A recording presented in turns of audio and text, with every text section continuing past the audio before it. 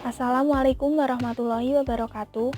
Untuk kali ini saya akan mempresentasikan hasil dari review jurnal penelitian untuk memenuhi salah satu mata kuliah teknologi formulasi sediaan padat yang diampu oleh Bapak Prayoga Ferry Yuniarto, M.Pharm. Berikut adalah judul yang saya ambil dari jurnal untuk presentasi, yaitu formulasi tablet CTM. Sebelumnya, perkenalkan nama saya Nurul Nurhanisah, NIM 19650284, Program Studi S1 Farmasi Universitas Kediri. Nah, selanjutnya kita akan membahas tentang tablet. Apa sih tablet itu?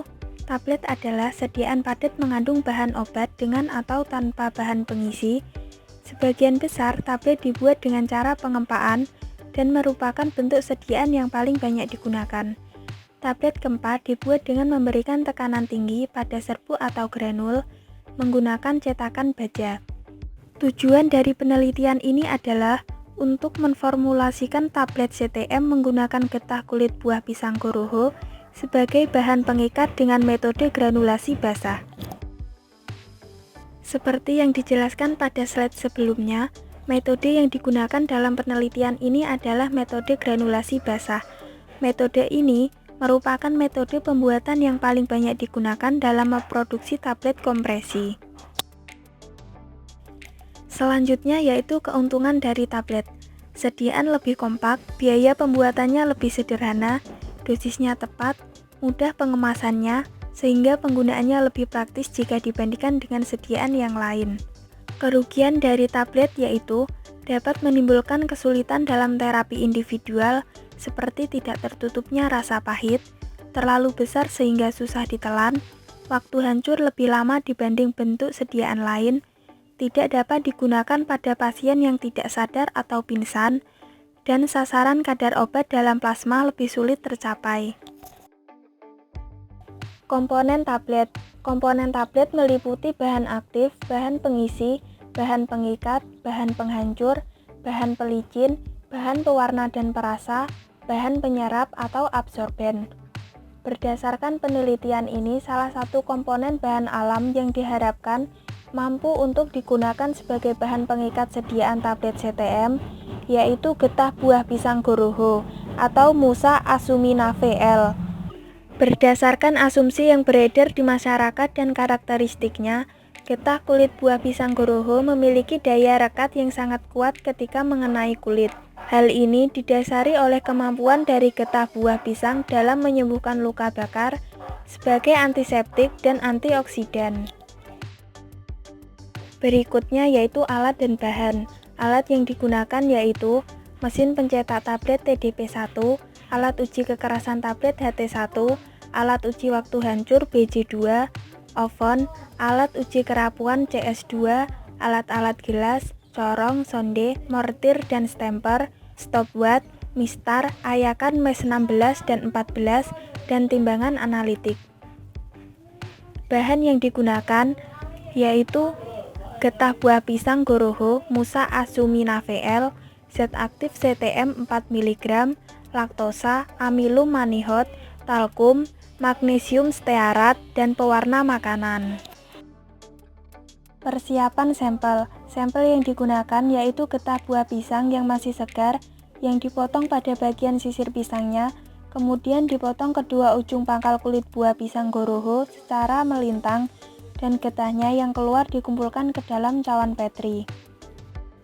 Formulasi tablet. Resipe CTM 0,4 mg, getah kulit buah pisang goroho X gram, amilum manihot 5%, talkum 1%, magnesium stearat 1%, pewarna secukupnya, sakarum laktis secukupnya, Misefakt tablet dateles dosis numero D. Selanjutnya, tablet dibuat dengan cara granulasi basah dengan cara mencampurkan semua bahan dengan getah kulit buah pisang goroho sesuai dengan konsentrasi 15% dan 25% dan dilakukan uji preformulasi yang meliputi uji organoleptik, kadar air, sifat alir dan sudut diam.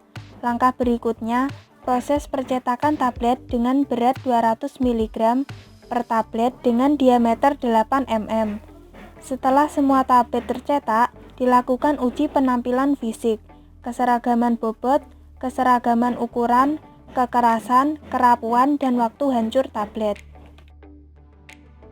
Selanjutnya yaitu hasil dan pembahasan. Uji preformulasi dapat dilihat pada tabel di bawah ini. Uji organoleptik. Formula dengan konsentrasi 25% memiliki ukuran granul yang lebih kompak dan partikel yang lebih besar dibandingkan dengan konsentrasi 15%. Kedua formula memiliki bentuk dan warna kuning muda yang teratur, yang menunjukkan kedua formulasi memiliki campuran yang homogen, sehingga kedua formulasi ini memenuhi uji organoleptik. Sesuai dengan persyaratan yang ada, menyatakan bahwa uji organoleptik dilihat secara langsung mulai dari bentuk, warna, dan bau dari granul yang dihasilkan. Bentuk dan warna yang dihasilkan sedapat mungkin sama antara satu dengan yang lainnya. Yang kedua yaitu uji kadar air. Uji kadar air menunjukkan dari kedua formulasi ini konsentrasi 25% memenuhi persyaratan granul yang baik karena memiliki kandungan lembab kurang dari 5%. Sedangkan pada konsentrasi 15% tidak memenuhi persyaratan granul karena memiliki kandungan lembab lebih dari 5%. Yang ketiga yaitu uji sifat alir dan sudut diam. Pada formula dengan konsentrasi 25% menunjukkan hasil kurang dari 10 detik dengan kecepatan alir 9,90 detik dan sudut alfa sebesar 32,98 derajat. Bila dibandingkan dengan syarat yang ditetapkan kurang dari 10 detik dan sudut alfa kurang dari 400, maka granul tersebut membuktikan dapat mengalir dengan baik dan bebas dan memenuhi persyaratan uji luncur dan daya alir. Sedangkan pada formula dengan konsentrasi 15% menunjukkan hasil lebih dari 10 detik dengan kecepatan alir 13,13 detik dan sudut alfa sebesar 33,93 derajat. Hal ini menunjukkan bahwa granul tersebut memiliki aliran yang kurang baik. Selanjutnya yaitu evaluasi pengujian tablet. Bisa dilihat pada tabel di bawah ini. Yang pertama, evaluasi penampilan fisik tablet. Menunjukkan kedua formulasi menghasilkan tablet dengan bentuk bulat, warna yang tersebar merata dan permukaan tablet yang merata dan hampir tidak berbau. Yang kedua, uji keseragaman bobot.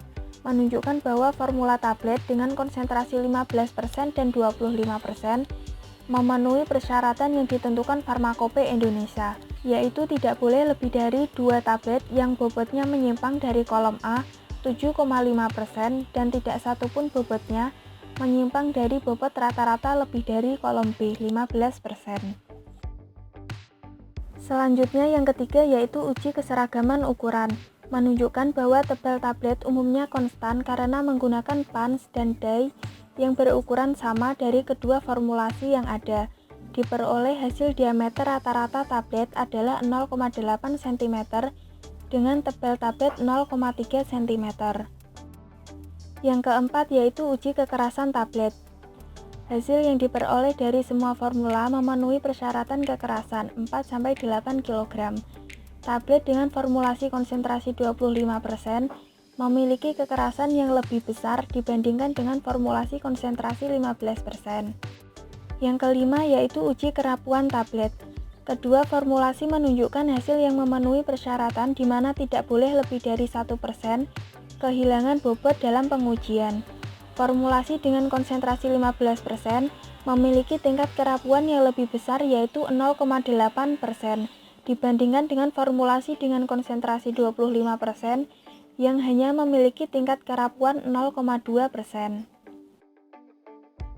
Yang terakhir yaitu uji waktu hancur. Menunjukkan bahwa kedua formula memberikan tablet dengan waktu hancur yang memenuhi persyaratan, yaitu kurang dari 15 menit. Formula dengan konsentrasi 25% memberikan waktu hancur yang lebih lama yaitu 10 menit 50 detik dibandingkan dengan formulasi dengan konsentrasi 15% dengan waktu hancur 9 menit 58 detik. Selanjutnya yaitu kesimpulan. Berdasarkan hasil penelitian yang telah dilakukan, dapat diambil kesimpulan bahwa getah kulit buah pisang Goroho Musa Asufina VL sebagai bahan pengikat pada formulasi sediaan tablet CTM dengan konsentrasi 25% dapat memenuhi kriteria yang baik sesuai persyaratan. Dan untuk getah kulit buah pisang goroho dengan konsentrasi 15% belum memenuhi kriteria yang diharapkan. Sekian presentasi dari saya, kurang lebihnya saya mohon maaf. Wassalamualaikum warahmatullahi wabarakatuh.